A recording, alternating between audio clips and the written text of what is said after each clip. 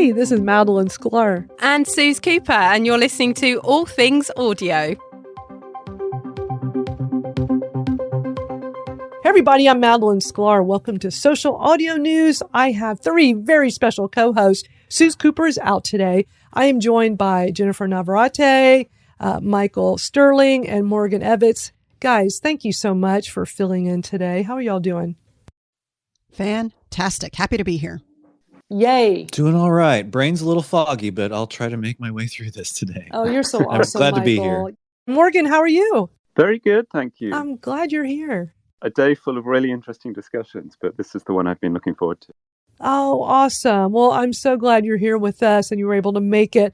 We're going to dive right in. I first want to talk about the latest with Twitter Spaces. Now, I know we've talked off and on about the Twitter Spaces Clips feature. I just had to share with you guys, I am so excited. I have been so against this feature because it has never worked properly for me. I've despised it, but I have to say, finally, it's working properly. And I just want everybody to know, if you look at the tweet I put in the nest, this was a tweet from that room I was mentioning that I did last week where and you can even say, it says on there at the bottom, I reached 100,000 Twitter followers. Here's how I did it. So it was a special Spaces that I hosted. And I did a clip, pulled it out in here, 30-second clip. And it was a clip when I was talking about a really cool tool that I just started using called MixCaptions. And if you're making videos for social media on your phone, well, for any videos, we know accessibility is so important. We're actually going to be talking about accessibility in just a bit with Jennifer. But it's so important. And it's something I know not everybody thinks about doing, but we know with video, we should have captions.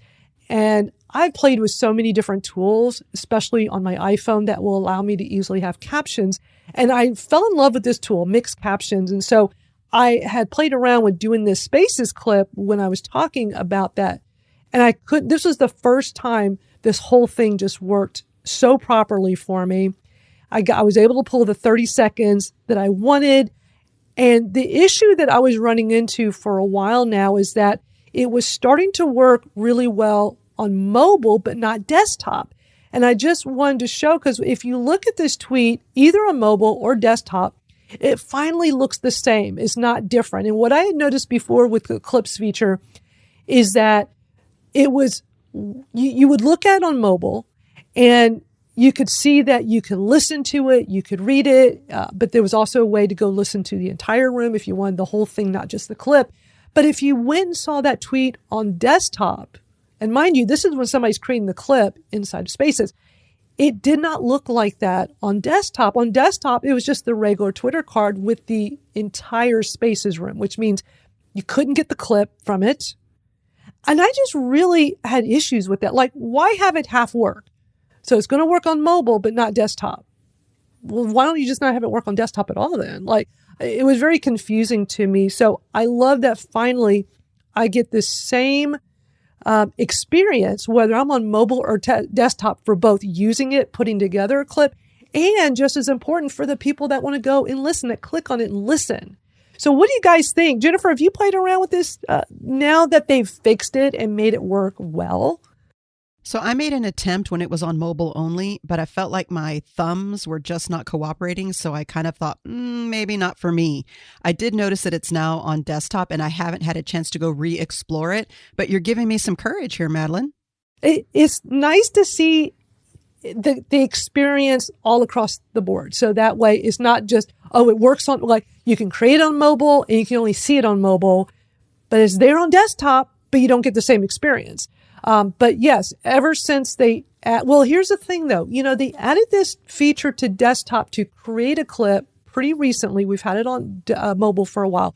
They added it on desktop, but I was still having lots of issues where it didn't work properly. Even a few weeks ago when I was here talking about it, I was still experiencing issues with it.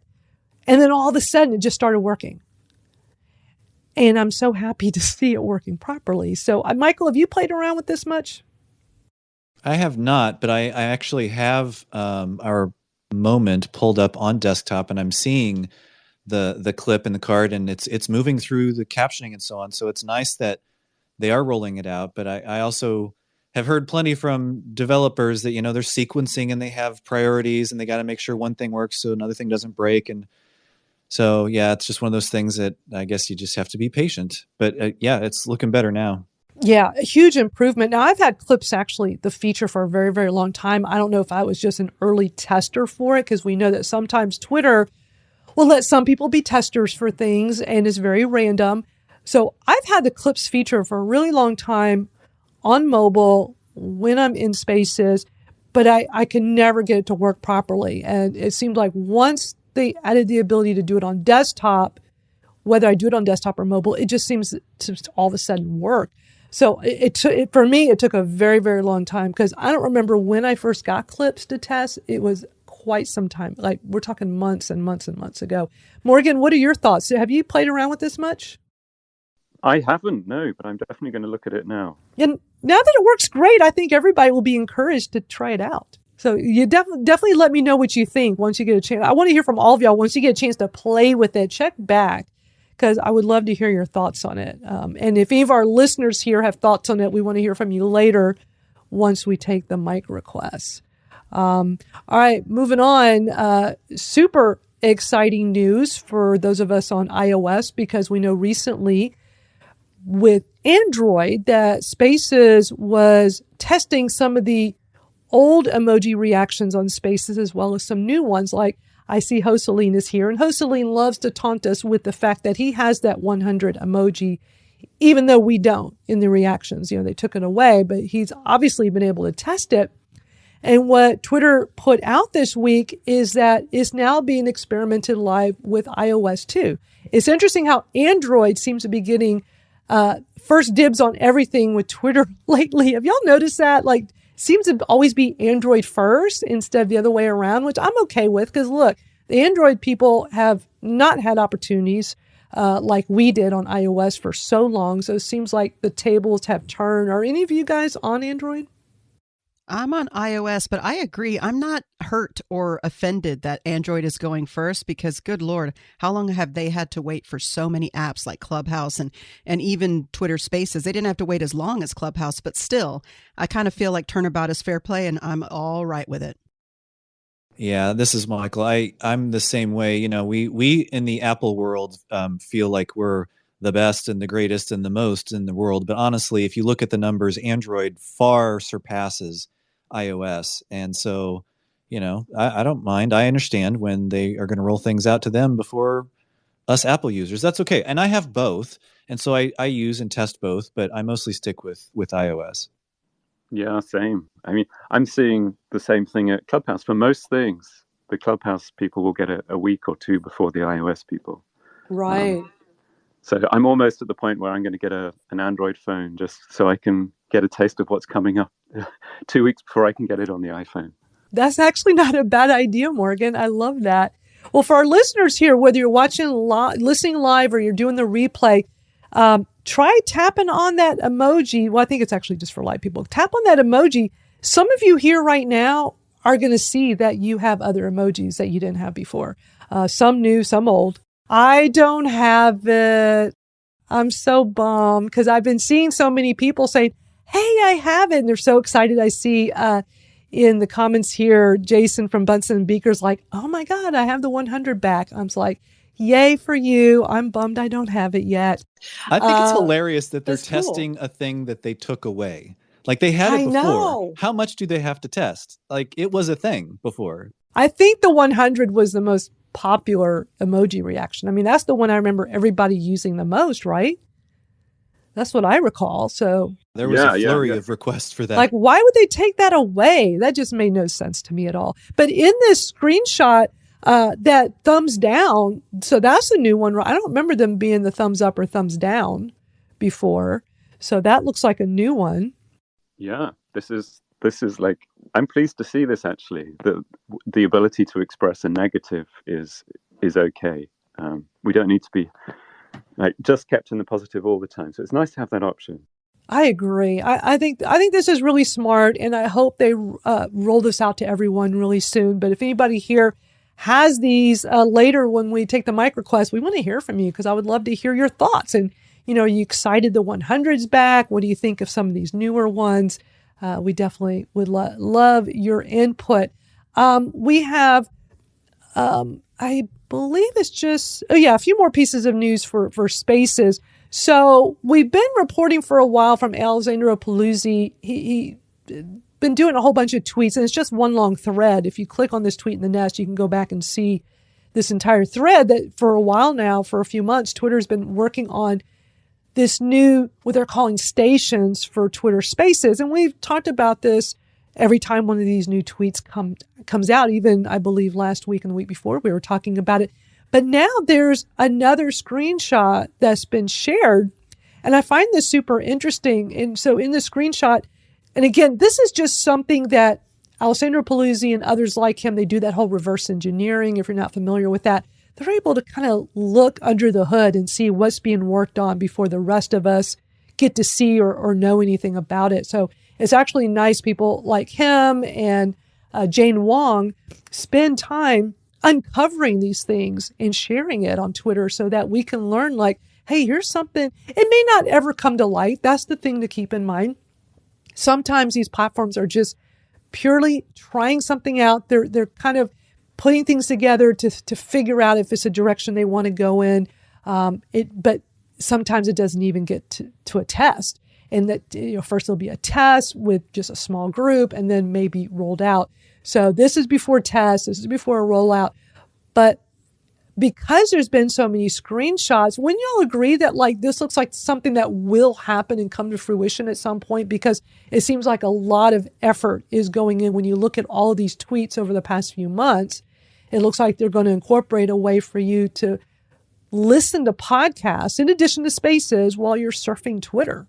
The only thing that I hope doesn't happen with this is that I want to be able to listen to my favorite podcasts on here, but I also want to still be able to do other things on my phone. I don't want it to be where I have to have Twitter podcasts open in order to listen. So I can't multitask or respond to email, because in my mind, podcasting and Spaces are the best way to consume content while multitasking and doing other things. But if they make it where the app has to be open, that creates a limiting factor. Exactly. Yeah. And we've seen other apps working on doing this and experimenting with this. Facebook actually had a podcast player built into their app, and they've since removed it. So it's interesting to see that Twitter is now getting into the space. As an audio enthusiast and engineer, I am really excited about this. I have a podcast that I will totally load into Twitter whenever it's available. But I'm the same way as Jennifer. Like if we can load them and play them and then go on to other apps and do other things, great. But if you got to stay in the app to be able to hear it, well, they better be pretty short podcasts episodes, I guess. I'll leave it there. Yeah, I think this totally makes sense for Twitter. Many people share podcasts here anyway, and they could have a pretty good signal on which ones they might show you.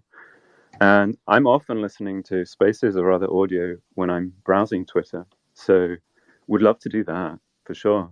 I do think, you make a very good point there. So at the moment, if I'm listening to a space, but I go to a different app, if I trigger audio anywhere else, it'll cut that space off or pause it, and I have to come back to the app. So I would love to see that worked on too.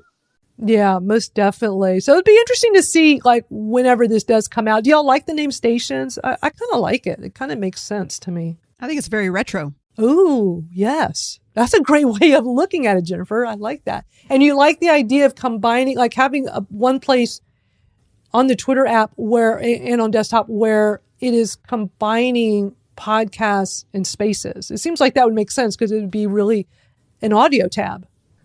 Yeah, we had a really interesting discussion about this on Friday. And I do think that's going to introduce some interesting dynamics. So there's the kind of question about if, as a listener, you open that, which will now just be called the audio tab, and you're given a choice. Like, do you want to listen to a podcast, probably by a name you already know quite well, or a podcast show or brand, and you know that's going to be a polished, pretty compact experience, or do you choose the live or recorded space?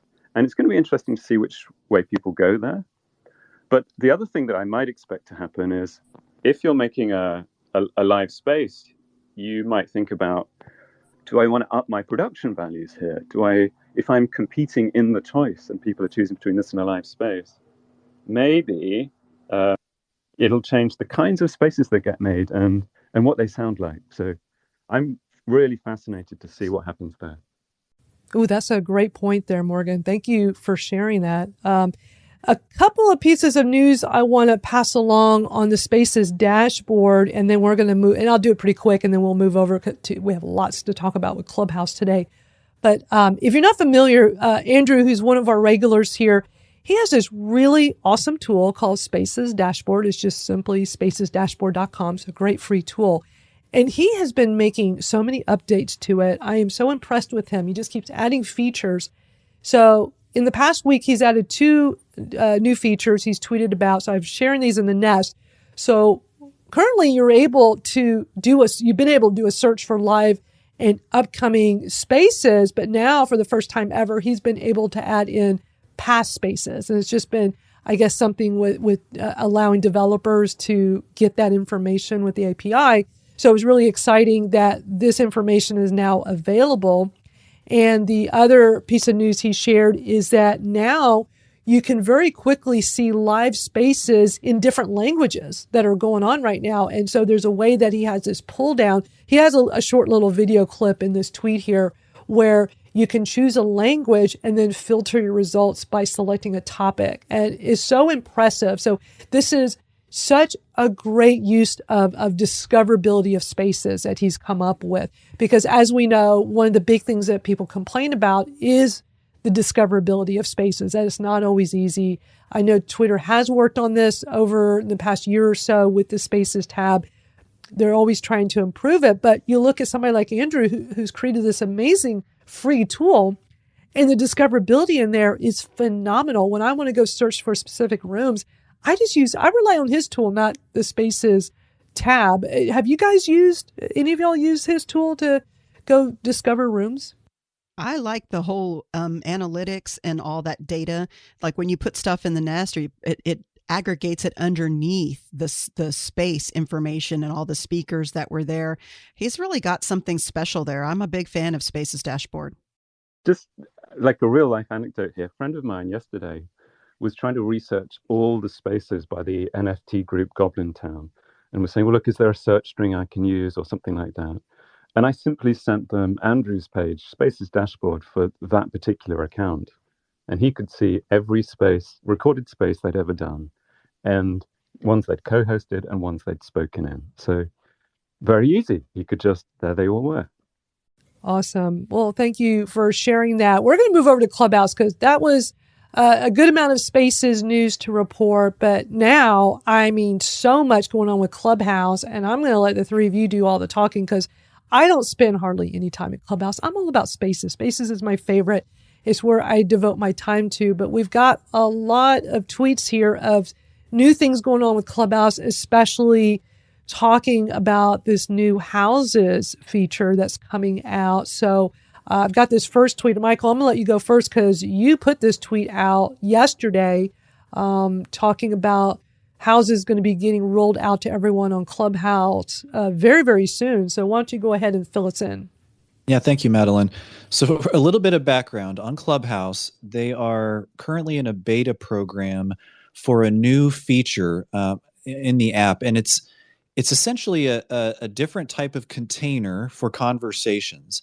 And those conversations are all social rooms where you don't have to request a mic and nobody has to allow you onto the stage. It's just a very casual pop in, pop out, unmute yourself when you'd like. And the houses are a way for communities to come together, talk about common interests, common purpose, whatever the founder of the house wants it to be. And there's a house chat where people can leave messages for each other and react. You can create rooms from the house chat. We can go into a lot of other features and so on. And they're rolling things out constantly. I will say initially, and then I'll pass it on to Morgan for whatever thoughts he has about this, is that, Clubhouse is trying to be very intentional about this. And they've even said in last night's town hall that they don't have a specific timetable of when they're going to release it. But it was funny. Paul Davison put it in an interesting way, a single digit number of weeks. And I have a clip here that I'm going to play of sort of their philosophy on the rollout of houses, and then I'll give it to Morgan after that. We just want to do it in a measured way. I think the vast majority of people who requested houses don't have their houses yet. It's just a very small number of houses that it's been rolled out to. We've also run a couple tests in other countries that we're continuing to run just to get more data at scale. But really, it's our goal is to get it to everyone. And again, my guess is it'll be single digit number of weeks before everyone has it. But we're just making sure it's good experience. So there you go. Houses are coming, and there's a lot of hubbub on Clubhouse about them. A lot of people concerned about, if they're going to wipe out the clubs that they've built, and so on and so forth. So, Morgan, I'll pass it on to you and see what you have to say about this. Yeah, there's, a couple of broad points here. One, that houses are not just a new feature. They're kind of re-architecting the app around them in substantial ways. The other important thing about houses is they are invite only. And there's a lot to say about that, but it's really a kind of way of curating a group of people around a topic. And because they're invite only, they really have the feel of being more like trusted, intimate, private spaces. So none of the conversations there can be recorded. You know who's a member of the house. There is some control about who gets invited, and there's a real chance for the people there and the founder and their admins to decide on what kind of culture they want to create, and how they want the house to go, basically.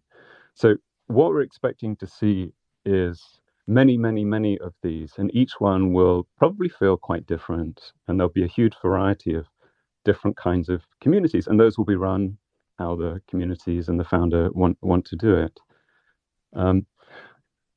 There's some kind of personal experience here that I wanted to say. So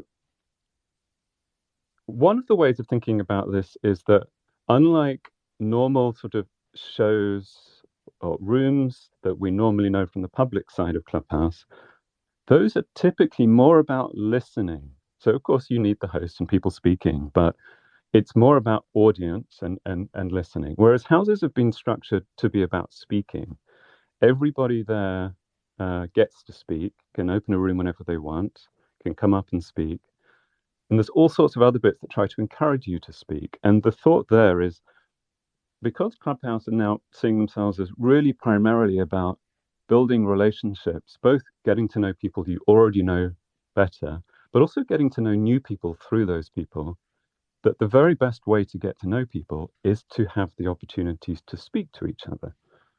So houses are a unit that are moving away from thinking about things in terms of shows and audiences, and moving towards what kind of space could we create that really makes people feel comfortable, that makes them feel like they can talk to other people there, that gives them ways to be with friends, but also bring in new people who might add to the thing that they already have.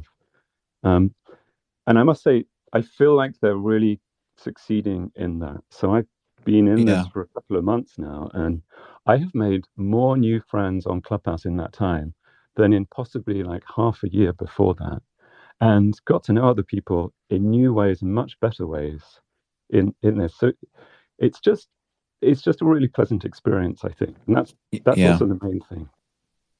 And I have a perfect example of that. Morgan and I both have houses. We're part of the beta testers who have been graciously given houses. And we had an experience in one of the rooms in my house the other day where two people who had been in plenty of public rooms together, they'd been on stage together, had a chance to finally talk to each other.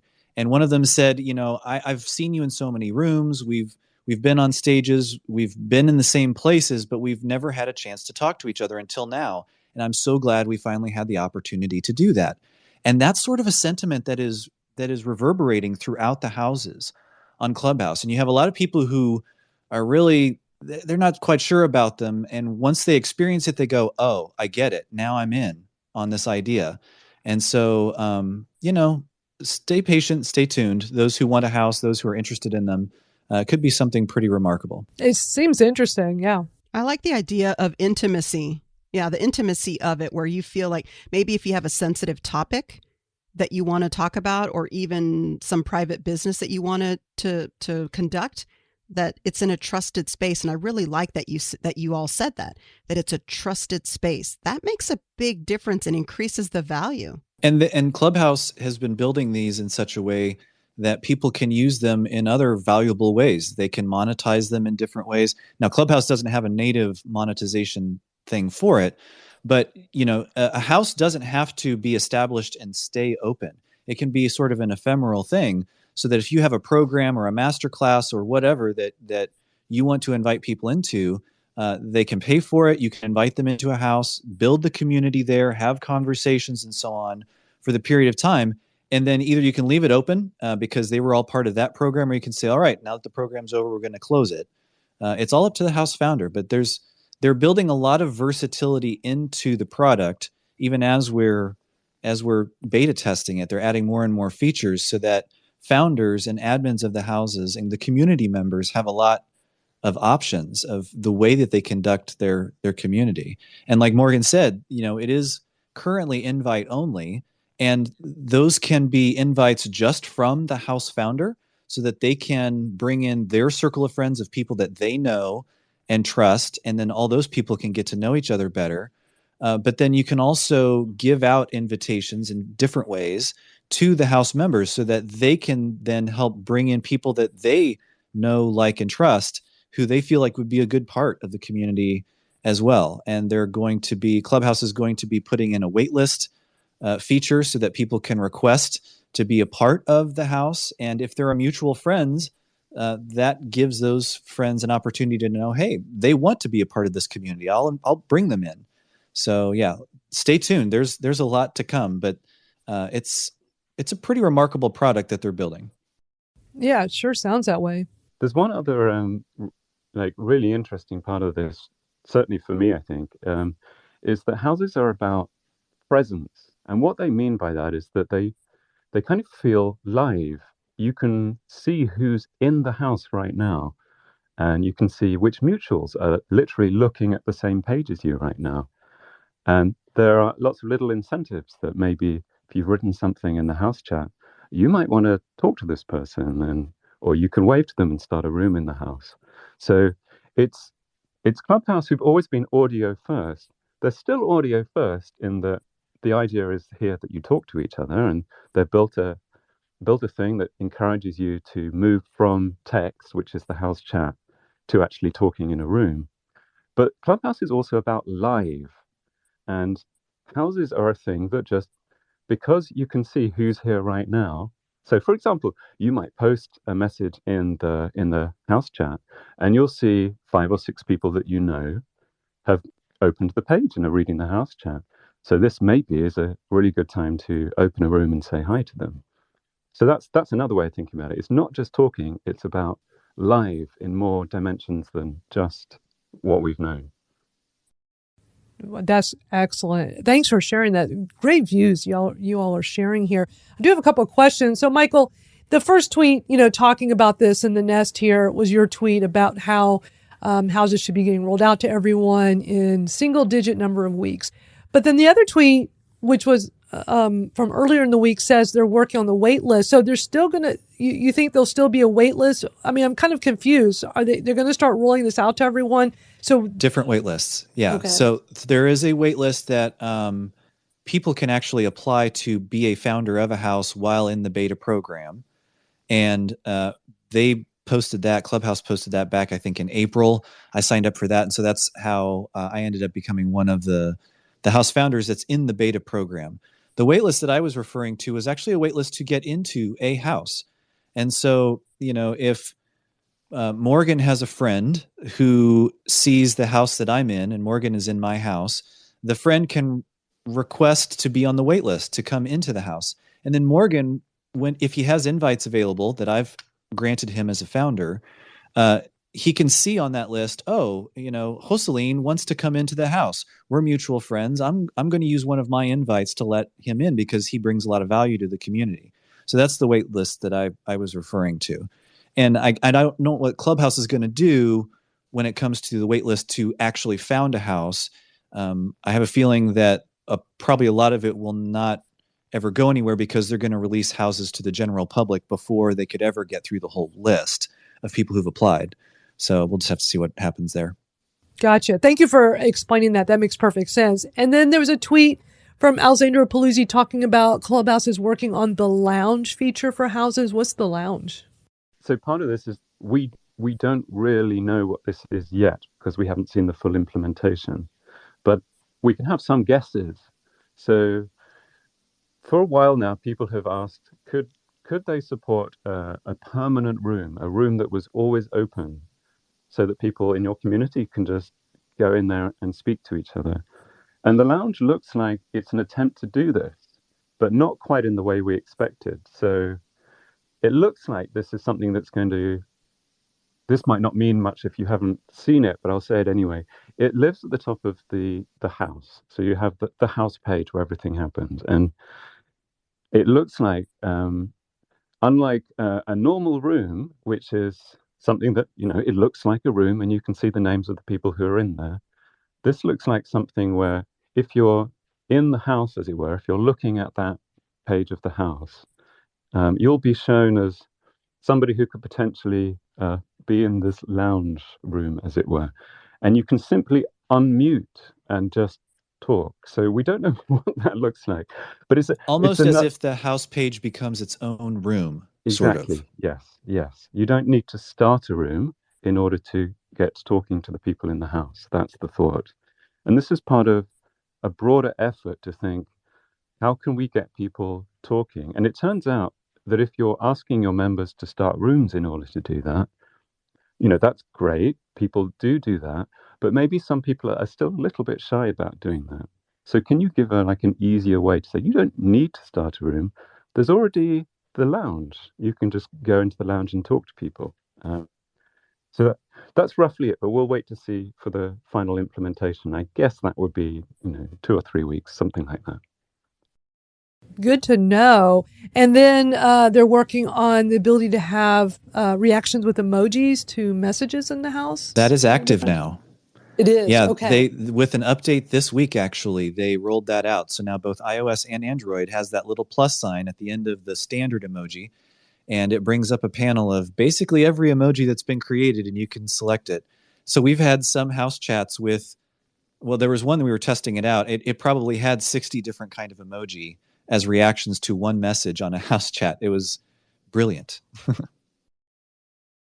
That's great. That looks really cool, these screenshots and stuff in these tweets. To piggyback on that a little bit, in my house, I tried out a house message the other day once this rolled out, and I said, I hope everything's going well for everybody in our house. Drop a reaction of how your day went today or something like that. And so people could just choose whatever emoji was the most reflective of how their day went. And it was pretty nice. It's just a way to get people engaged and keep them coming back to the house page and maybe strike up those conversations and build more community. Yeah, I love that because I'm a fan of that. I mean, what a great engagement tool. So that looks really interesting on here. So yeah, thank you for sharing that. We're going to try to wrap this up pretty quickly because I want to make sure we have time to take some mic requests. But real quickly, I wanted to mention Eileen Smith has I'm sure plenty of you here are familiar with her. I mean, she's really known for social audio, live streaming, podcasting. She's been doing all that for a really long time. I've known her for a very long time. I found this really great tweet. I put it in the nest. She has a 32-minute video for people who want to learn how to use LinkedIn Live Audio. She walks you through the process step by step. I was so impressed with this. So I thought for some of you here that want to learn more about LinkedIn Live Audio, and maybe you haven't heard yet, but they're now opening that up to everyone. You set up the creator mode on your LinkedIn, right? Isn't that all you have to do? I had heard that there were other criteria, but Jennifer, you probably know more better than I do. Yeah, I mean, turn it on and it becomes something that's accessible. And just a little side note, I was in a LinkedIn audio room with host Celine, and he had a blue circle in front of his name. And I was like, aha, I see what's going on here. We're modeling the Twitter early adopter Spaces thing, and I immediately put a blue dot in front of mine because Oh, how funny. how do we recognize LinkedIn audio hosts Right. on a sea of it? And so now, yeah, that's the way. Oh, Celine, you're so smart. I see you're here live. Yeah, that's because when we were all first beta Spaces hosts, I remember a few people were doing, putting that purple circle emoji in front of their Twitter name to signify that they were a Spaces host. And I thought, oh, this is so brilliant. So a whole bunch of us, we all pretty much adopted that. And it was such an easy way. It was kind of a twofold way for those of us that were beta hosts to be able to see who all we were and like, oh, that person has it. And I mean, it was an honor system, of course, but most people were very honest about it. And it was a great way to connect with other fellow beta hosts in the early days of trying out Twitter Spaces. But also, I would tell people, hey, this is also helpful for you as somebody that wants to participate, be a listener in Spaces. Keep an eye out on this, of course, before we had all the features, before discoverability. I would tell people, watch their profiles and keep an eye out because these are hosts. They're going to be the ones putting out rooms. And, many times you can just see when they're hosting live because, we used to not be able to schedule in the beginning. And so it was just a way to discover. But interesting that same thing is being adopted over at LinkedIn Live Audio. Love hearing that. Thank you all for sharing that. We got a little bit of news with podcasting that I'm going to let Jennifer talk about. She has uncovered some really interesting articles. I know we have lots of podcasters that come here each week. And look, just so you guys know, Susan and I, when we started this room well over a year ago, I went to her because she's like me. We're longtime podcasters. We're really into audio, fell in love with social audio. So we don't spend nearly as much time talking about podcasting news like we do with social audio, but sometimes there's some news that is worth sharing with everybody. And so, yeah, Jennifer's uncovered a couple of really good things here. But before I have her dive into that, if you do want to chat with us, go ahead and request the mic so we can go ahead and start bringing you in. Because once she's done talking about the latest with podcasts, we'll be ready to start chatting with you. We want to hear from you, whether you have questions, you have comments. We've been talking about so many things today. So, Jennifer, Blubrry Podcast has a huge announcement. Tell us about this. So this week is Podcast Movement, which is in Dallas, Texas. So there's a lot of news that's been rolling out in the podcasting space. And Blubrry on Monday announced that they had a partnership with Rev, where if you are a paid Blubrry hosting customer, that you can have your podcast transcribed. And inside of their PodPress player, which goes on your website, the transcript will play at the same time and match up with what's being said within the player. Now, this is really important for accessibility. And I don't know if you all have been paying attention, but you probably recently heard that Beyonce was sued because her website didn't have accessibility put into it. And there was somebody else who's relatively well known that was also recently sued because their website didn't have accessibility aspects to it. So it's not just good to do these kinds of things, but be mindful of when new technology comes in that makes it easier for us to build accessibility in. I say go for it. And I also bring this up because Blubrry tends to be one of those really early adopters of things, and then the other hosting companies trail after them. Because Blubrry was the first company to be IAB certified. And of course, now everyone is IAB certified. So if Blubrry is doing this with their player, you can imagine that the other hosts will eventually adopt this as well. Yeah, that is so interesting. I think so many other people are going to start copying this because we all know accessibility is so important. And I find this, I love the fact that you're able to use this player and see closed captions. I'm so excited. I've been a huge fan of having accessibility on social media. I love that this is now carrying over to podcasts. There's also some news coming out from YouTube. They got their rolling out a dedicated podcast page. Tell us about that. So YouTube has been talking about leaning into podcasting for a little over a year now, and they've said they're doing it. If you look at the stats from Edison Research, YouTube is somewhere between number 3 and sometimes number 2 when it comes to podcasting, because people, quote, listen to podcasts on YouTube, which is why if you have a podcast, put it on YouTube. But one of the interesting things was that they hadn't really done anything about it. They said, we're going to be doing a lot of stuff, and yet there were no announcement. Well, this week they've come out with the fact that they now have a YouTube podcast page. So if you go to youtube.com/podcast, you will see popular podcasts, playlist, recommended. Now, I will say in my perusal of their podcast page, I only saw video podcasts and not necessarily audio podcasts where you maybe create an audiogram and have the transcript going by. These were all full on video podcasts. So if you want to be front and center, you're going to probably need to go all in with the video podcast aspect of your podcast channel. Interesting. And it does say in this article that right now is being rolled out to people in the U.S. Live for some, while others might get a 404 not found error page. So it'll be interesting to see how long it takes for them to get this out there for everyone around the world. And one last piece of information, some news. Spotify is overhauling their home menu and separating out some things. So it's so funny that Twitter's like, we're going to create stations for podcasts and spaces. We're going to put them in one place. Whereas Spotify's like, we're going to separate music and podcasts completely. And I'm interested to find out what the reasoning is for that. Potentially we might hear something this week, but it's just interesting to see two companies going the exact opposite direction when it comes to podcasts. Yeah, it's super interesting for sure. I'm so glad you uncovered all of this. I know sometimes it's last minute when we're ready to go live with this, or sometimes right in the middle of us going live and having this conversation. But this was definitely worth mentioning today. So thank you for sharing all this with us, Jennifer. It's fascinating.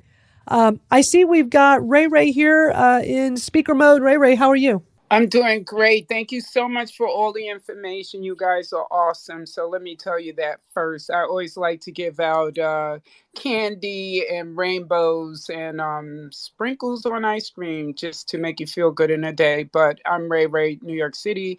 I just have questions always how to I'm trying to get a co-host and practice, but every time, like, I don't know, I'm just trying to open up a show. I always join when host Selena's around because I get a lot of, marketing tools also. So I'm interested in doing basically coming over to Twitter. I know Clubhouse, but I don't really like the personalities over there a little bit for me personally. I think it's too cliquey. I think you have to branch out. And I thank you guys for giving me all the updates, but it has never been that complicated for me on Clubhouse figuring it out.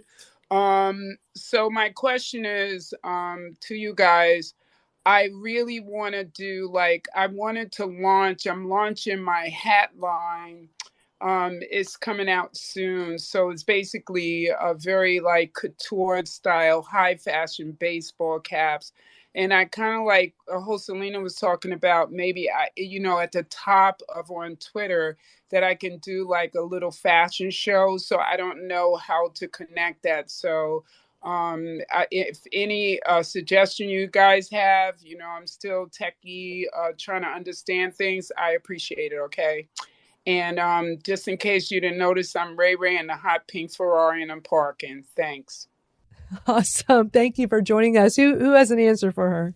Oh, Ray, you're awesome. And I know Ray from Clubhouse, and I appreciate you. And, I think the best thing you could do is just start doing spaces, casual spaces here where you put in the title, who loves hats or who loves decorated hats? I mean, whatever you want.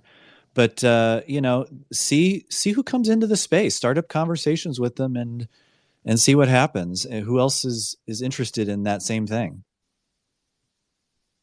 Okay, that's cool. And what about having a fashion show? You see, at the top, I'll have it I guess it's it would be a GFT or something like that, like a gift on top of my head.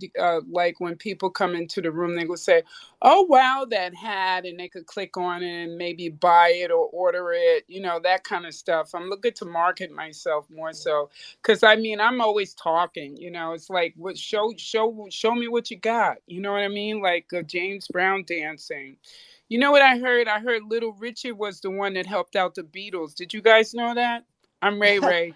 Fun fact. So I like the moments idea, Ray, of what Madalyn does here for all and Sue's do here for all things audio would be to go ahead and create your moments in advance. And that way they're in the nest or in the chat So that way, as you're talking about the various hats, you can say, and that's the first slide or that's the first article in the moment. And so there's the visual aspect to your space. That's a great idea, Jennifer, for her. I love that. Awesome. I see Hosteline's here. He's up next. Hey, Hosteline, how are you? Good, boss. How you doing? Doing great. Always great when you're here because you always have something awesome to share with us. I appreciate it. I did want to highlight a tweet. I put it into the Twitter tweets reply Spaces replies area. Just say it. Entity. Yes. I know. Oh, I hate that name.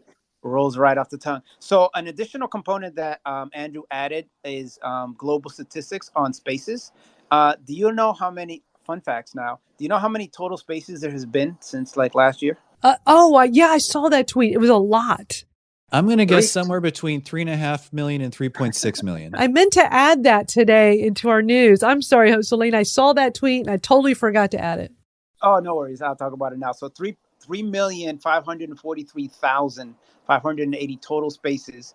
There's been 34,991 spaces within the last 24 hours, and there has been 849,120 total spaces hosts, according to the data that SpacesDashboard had provided, which I thought was very interesting. That's amazing. Yeah, way more than I would have ever thought. And here I'm a huge fan of spaces. I'm always advocating for it. And I had no idea that far exceed whatever number I try to picture in my head. I assume this is, but total spaces host, is that the number of people who've ever started a space? We'll have to confirm that with Andrew. I'm speculating that would be the number. Okay, thank you. So that's interesting. So less than 1 million people have started a space. So what's that? Well, but on the flip side, I'm actually really surprised at how many spaces there have been in the last 24 hours. The 3.5 million, I'm like, okay, over the length of spaces, that makes sense. But almost 35,000 spaces in one day. That's pretty significant. That's remarkable. It really is. Yeah, -9. Yeah, I wonder why 9 people didn't start up a space within the last 24 hours to make it an even 35,000. But yeah, that was the compelling number to myself as well, Michael, just that quantity. So the issue then becomes discovery at this point, because there's obviously a lot of spaces happening. So how do we get to them, time zone wise? And also, I didn't highlight this, but the number of it's also listed the languages. In June, English spaces, it was 84,387 with 17 million participants and some change. In July, the Japanese language surpassed English. English went down to third.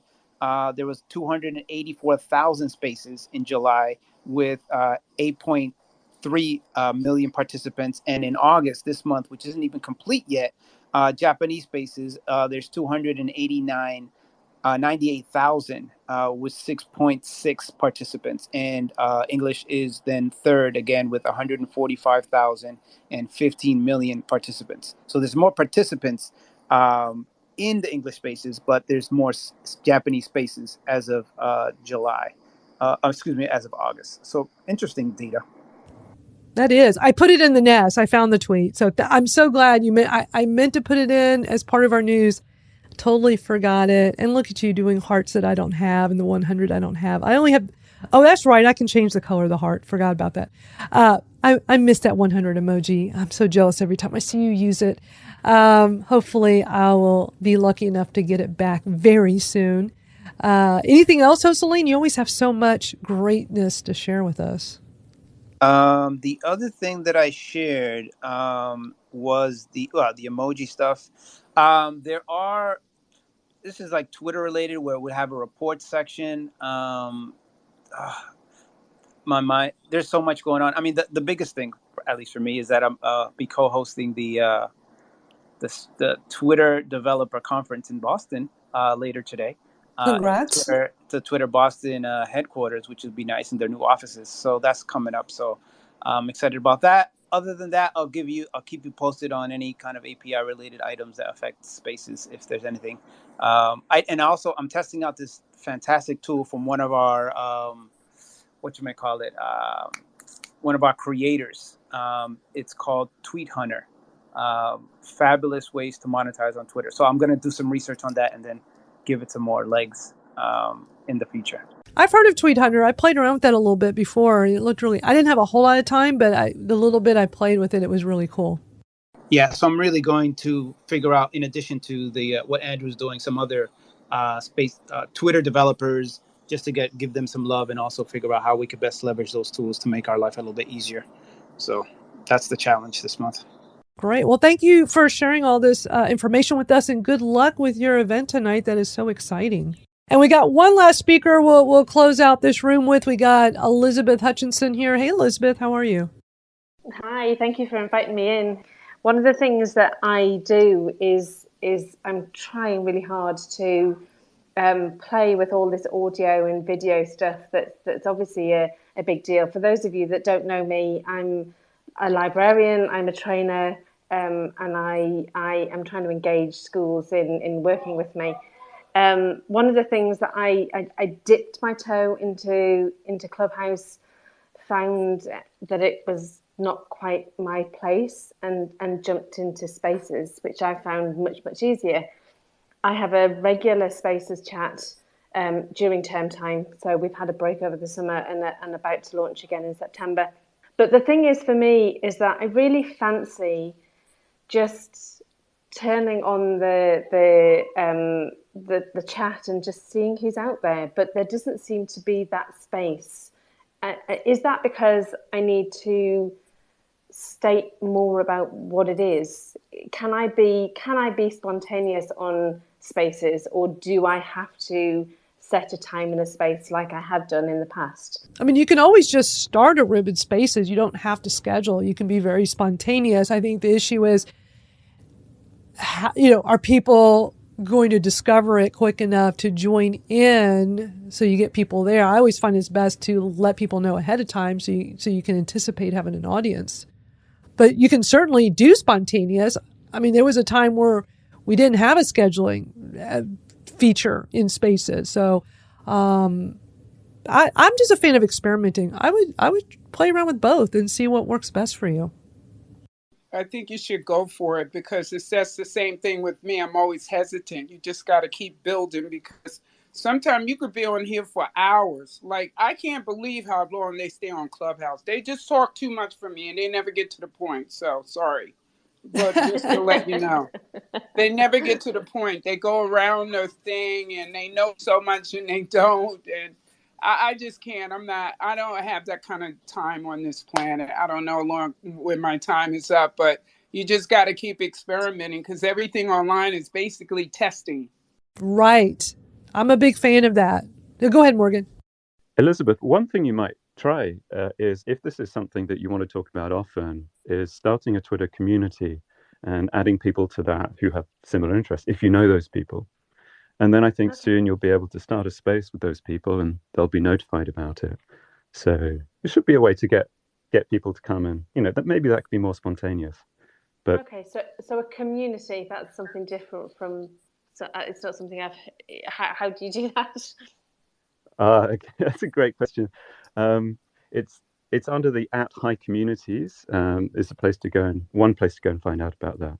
So I probably defer to others on how you can create them. I'm not even sure if everyone can or not. Okay. But I don't know enough to tell you. I just know that that's probably one way of doing it. Yeah, Hosaline has his hand raised. There is a communities feature. You can set up your own community. Hosaline, you want to fill her in on that? Yeah. I would recommend, there's a strategy that some people use that allows you to schedule a space into the future, but also do a spontaneous space that talks about the space that you've already scheduled. One of the challenges with doing spontaneous spaces is that people have to kind of know. So you could probably set some tweets out to say, hey, I'm going to schedule around this time. The results are going to vary. It all depends on the subject matter. Now, creating a community, that would require some effort depending on how integrated you are with these themes or these concepts. That's a long-term play, a community play, because then you have to build that, and then you have to set rules. I'm not sure if that's the best initial strategy that I would recommend. I would just say, hey, for example, if you schedule a space, say for Saturday, do a bunch of spontaneous spaces and say, hey, on Saturday, I'm going to go more in depth about this subject matter. and you could just build momentum that way, and then just point people as a promotional tool to that space. Does that make sense, Elizabeth? Okay, yeah, no, that sounds good. It's interesting, isn't it? Because I've been sort of running, like I say, Spaces term time only. So over the summer, it's gone completely quiet. I co-host with a librarian friend, but it would just be nice to keep the momentum going when she's not available, just to have a regular chat, about school libraries. Honestly, it's really interesting. And I think, Elizabeth, you have to put it in a title. You know what I mean? So, like, where do you live at? You live in which hemisphere?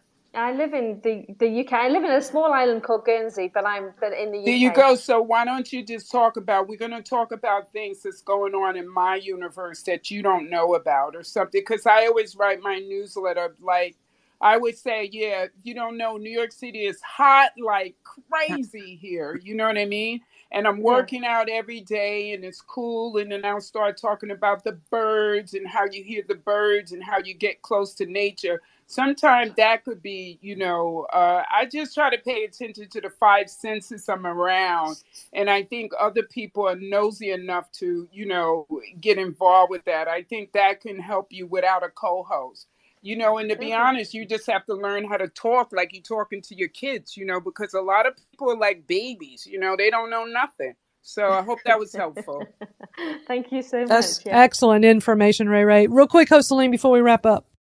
Yeah, 2 things. Ray inadvertently said it subtly. I think the importance of having a newsletter to build momentum becomes a very critical long-term strategy as well, because in that way, it doesn't matter what you do, you can still keep in contact with the audience. And then the thing that I wanted to say before your question was that for those people that had questions about the creator mode, I linked to a LinkedIn free course on the creator mode put together by a woman whose name is Kim Kapp. And she goes through and breaks down all the benefits of setting up creator mode on your LinkedIn profile. So that's there. It's free. Jocelyn, You can have access to it. Go ahead. Sorry. Quick question for you. Follow up on that. Is it that all people in creator mode can open live events or audio events, or is it just those with minimum 150 followers or something that I had heard? Are there restrictions on that? No, it's just creator mode. As long as your creator mode is working, they minimized it. They minimize the criteria to get in, and it should work rather rapidly when you get it all set up. And then there are creator managers, not managers, but there is creator reps that they've been rolling out, and they've been playing around with getting you assigned with a specific person once you're a creator. But that's still in development and churning. Some people have them, some people don't. But start off with the creator mode. You get a bunch of other benefits. Review that. It's a short course, maybe half an hour at most. And then you should be good to go to get a sense of what creator mode is all about. Excellent. Thank you for sharing that, Jocelyn. This has been, as always, a great hour of information, learning, and sharing here with All Things Audio. Suze Cooper will be back with us next week. I do want to thank my special co-hosts for today, Jennifer Navarrete, Michael Sterling, Morgan Evetts. Y'all are so awesome. Thank you for helping out today. It took the 3 of y'all to take Suze's place. You guys are phenomenal. Y'all shared so much. Suze is going to be so pleased when she listens to the audio to edit the podcast version of this. If you don't know, if any of you guys are new here, we do turn this into a podcast. It comes out every Friday in your favorite podcast player. It's just something we've been doing all along because we're big fans of podcasts. And so we that was one of our reasons for doing this. It's let's record this live and save it as a podcast. Ray, thank you so much. And Elizabeth, Jocelyn, y'all brought great questions, shared great stuff. You all are awesome. And thank you to all of our listeners. We'll be back next week to do it all over again. Thank you to all of our speakers who came on and shared so much great stuff. And we're available in all of your favorite podcast apps. We're out there, All Things Audio. You can also go to allthingsaudiopodcast.com as well. You certainly can. And you can catch us here on Twitter and use the hashtag AllThingsAudio, and we'll pick that up throughout the week. So that's it for this week. But thank you so much to everyone that's been here in the space with us and those of you listening. And we'll catch up with you next week. Bye, everybody.